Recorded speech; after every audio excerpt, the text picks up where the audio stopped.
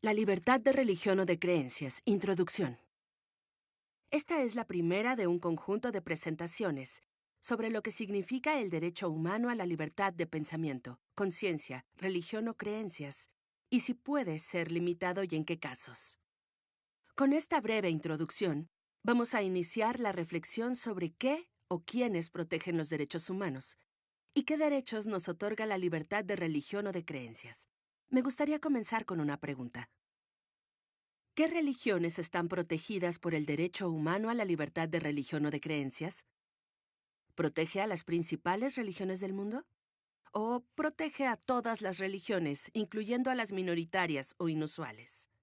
O tal vez se refiere a todas las religiones y todos los tipos de creencias. De hecho, se trata de una pregunta engañosa. La pregunta era ¿qué religiones están protegidas? Y se asume con frecuencia que la libertad de religión o de creencias protege religiones o creencias. No obstante, no es así. Al igual que el resto de los derechos humanos, la libertad de religión o de creencias protege a las personas, no a las religiones o las creencias en sí mismas. La libertad de religión o de creencias protege a las personas que se identifican con una religión, creen en ella o la practican, ya sea una religión nueva o antigua, o que forme parte o no de la tradición de un país. También protege a las personas con firmes creencias no religiosas sobre las cuestiones fundamentales, como pueden ser los ateos, los humanistas y los pacifistas, sin importar cuál sea su país de residencia. La libertad de religión o de creencias protege además a las personas que no tienen ningún tipo de religión o creencia. En otras palabras, la libertad de religión o de creencias nos protege a todos. Desde esta perspectiva, ¿qué tipo de protección o derechos tenemos? Para responder a esto, es necesario recurrir a las convenciones y declaraciones internacionales de derechos humanos. Los dos elementos más importantes son el artículo 18 de la Declaración Universal de los Derechos Humanos de las Naciones Unidas, el artículo 18 del Pacto Internacional de Derechos Civiles o Políticos de las Naciones Unidas. Mientras que las declaraciones de las Naciones Unidas afirman intenciones políticas, las convenciones y los pactos de las Naciones Unidas son jurídicamente vinculantes. Examinemos el texto del Pacto Internacional de Derechos Civiles y Políticos. Artículo 18. Toda persona tiene derecho a la libertad de pensamiento, de conciencia y de religión.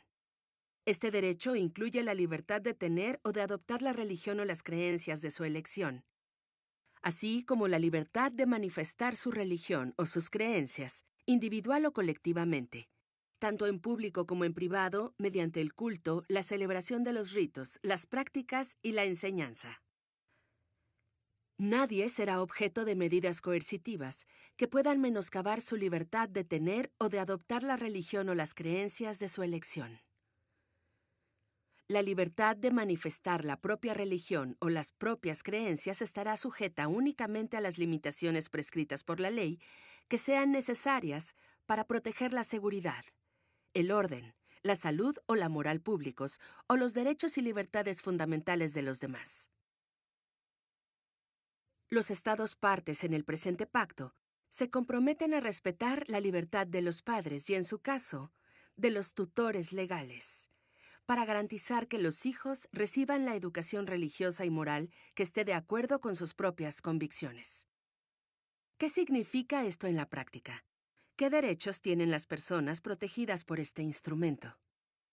Quisiera mencionar 7 cuestiones que ponen de relieve los derechos contemplados por el derecho internacional en relación con la religión y las creencias.